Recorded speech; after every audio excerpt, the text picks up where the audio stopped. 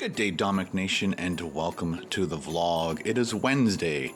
I didn't shoot anything Tuesday, and I didn't shoot anything Monday. So Monday was, I guess, what day is it today? It's the 28th, 27th, 26th. So Monday was Boxing Day here in Canada.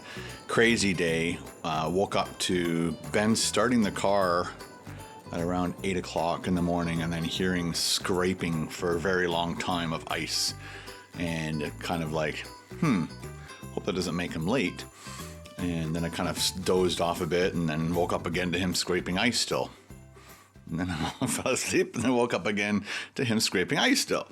And then I heard the car leave and I'm like, oh good, he's off. Not cluing in that there is that much ice on his car. Now he's going driving to go to work. He had to go work.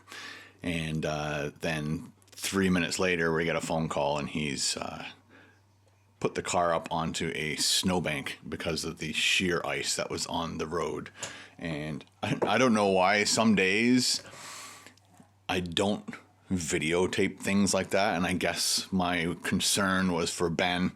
So I literally was jolted out of bed, throw clothes on, grab my daughter and Carol. We all jumped in the car together and went to go rescue Ben.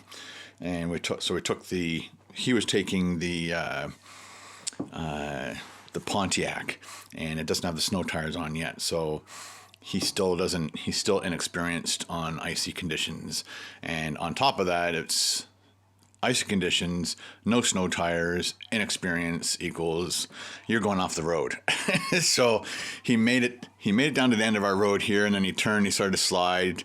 That kind of made him understand that it was slippery, and then he went around that corner and he turned to left or turned right and started sliding off the road there, but gathered his composure, and then he made it almost out of our area and went up over a bridge, and on the way down just slid right down the bridge. At the bottom of the bridge is a turn, but he just kept going straight, and then it's like the whole car went up onto a snowbank, and it didn't do any real damage to the car. There's like a fender on the front with like a little spoiler thing, so that thing's broken in half, but it doesn't look like it's damaged. So we all went over there. We had to literally dig out the snow from underneath the car because both front wheels were off the ground.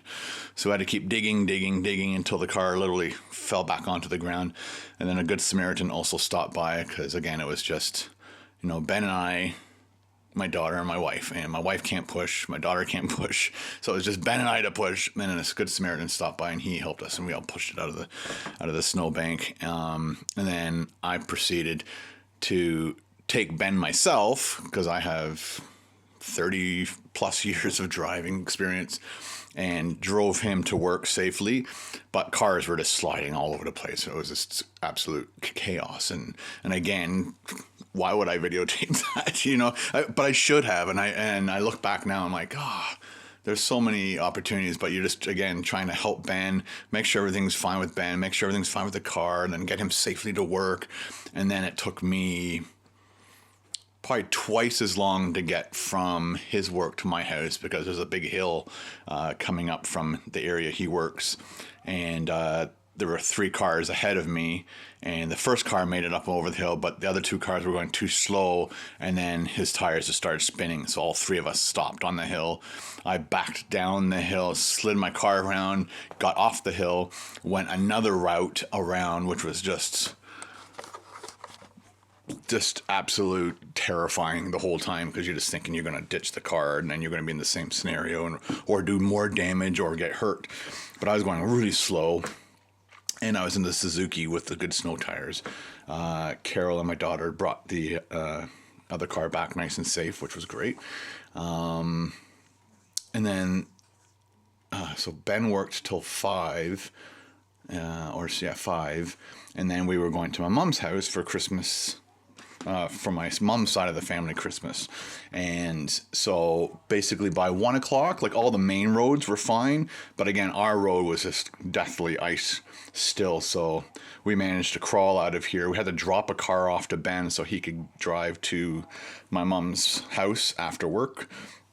picked up Leah, and again, the rest of the day was at my mom's house with all my family, and most of them don't want to be part of the vlog, so I didn't videotape any of that either. So that was my Monday.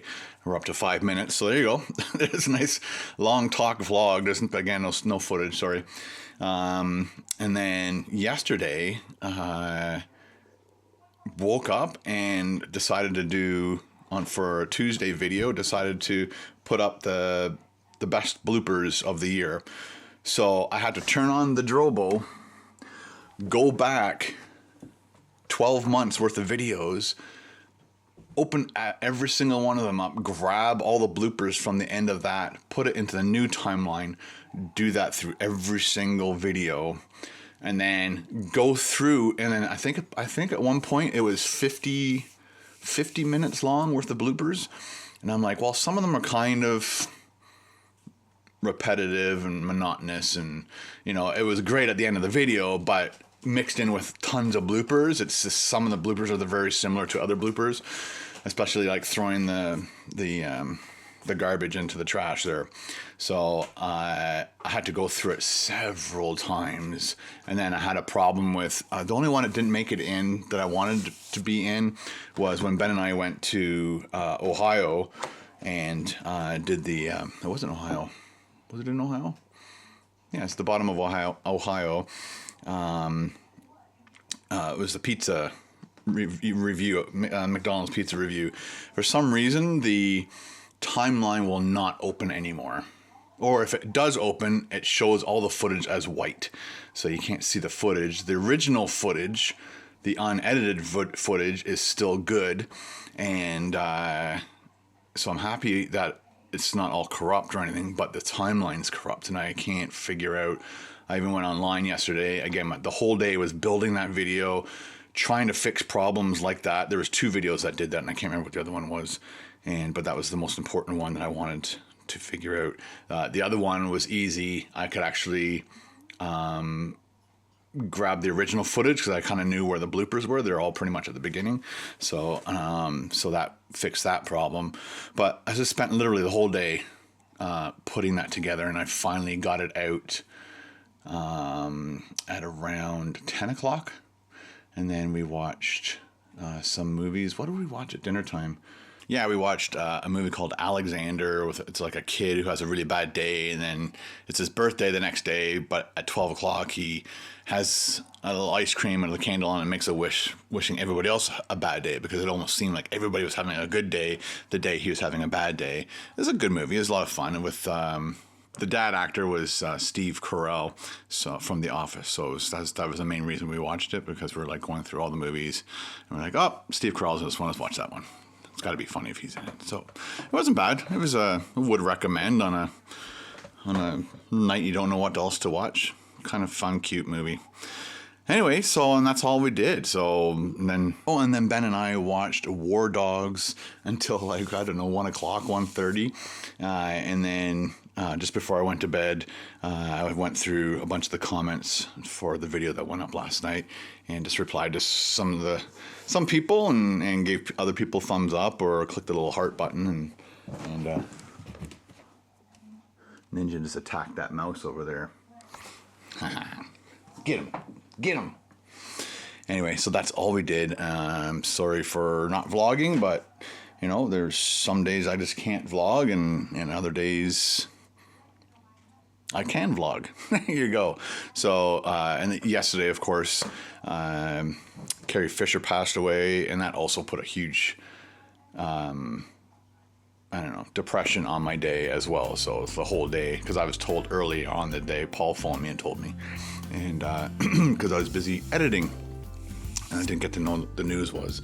So hats off to Carrie Fisher for giving us years of enjoyment for Star Wars. I said in one of my postings that she is definitely one of my favorite characters in the whole Star Wars universe. So it was upsetting and depressing that happened.